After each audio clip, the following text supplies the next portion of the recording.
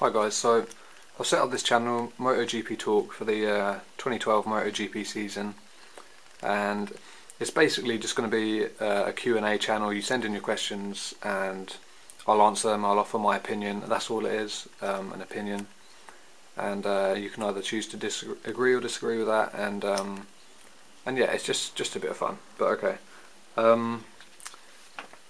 Basically, how it's going to work is, like I've just said, you send in your questions, I'll answer them, and I'll talk about various aspects from the race, such as the best overtake of the race, any surprise performances, any riders who've been particularly unlucky. Maybe they've gone really well in practice and qualifying, only to be either taken out in the race or crash, or something like that. But yeah. First of all, I'm going to talk about 2012 and how I think all the riders and the machines are going to go. I think the Yamaha and the Honda are pretty much as close as they can be in terms of performance. I know a lot of people still think that the Honda is light years ahead of the Yamaha, but I'm pretty sure that's not the case. When the Yamaha seems to be up to par in everything with the Honda, except acceleration from the corners. But saying that, the Honda is also up to everything with the Yamaha, apart from braking, stability and chatter. So basically both bikes have problems they need to sort out, and yeah, so no bike has a clear advantage over the other. I think for Qatar, I'm going to give my predictions. Stoner to win. I don't think you can really bet against Stoner to win unless he crashes, of course, but that seems unlikely after his consistent season last year. So first Stoner, second Lorenzo.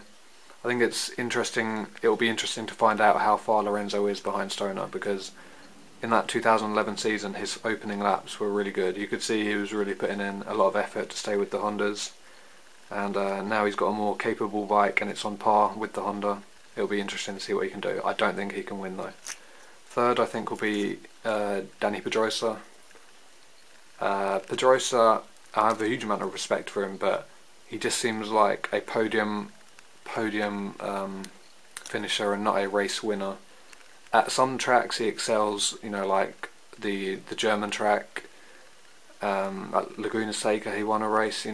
He's really good on the days he can be good. But yeah. Anyway, fourth place I think will be Ben Spies. He actually was. I thought he was pretty unimpressive in 2011. I really like the guy. Nothing against him at all. But I think he really should have performed better in a lot of tracks in 2011. He was pretty inconsistent in some, but saying that, his win at Assen was very impressive, and I think he's got more to come this year. Fifth place I think will either be that man you just saw overtaking Hayden, Valentino Rossi, or it'll be Dovizioso. I think right now the Yamaha obviously has the edge on, even though it is a satellite Yamaha, has the edge on the Ducati, because it's so far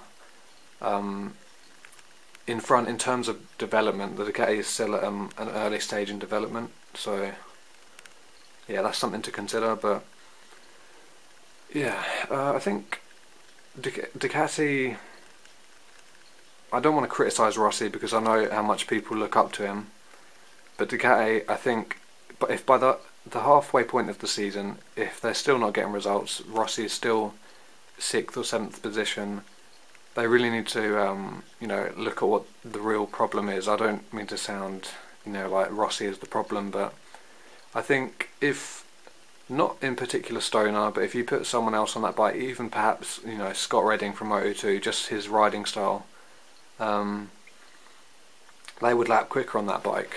Probably, I don't know about Scott Redding, he's in Moto2, but it's just an example of the riding style.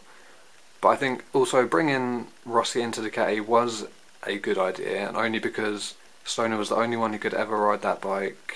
They obviously needed a major change to the bike, and I honestly thought Rossi would get on that bike last year, by the halfway point of the season be challenging for regular wins. No, not regular wins. Regular podiums. Sorry. And then by the end of the season, maybe challenge for his first win. But yeah, it was a nightmare. Let's not sugarcoat it. It was an absolute nightmare. And everyone is hoping for a better 2012 for Rossi, but it doesn't. The early signs are not promising.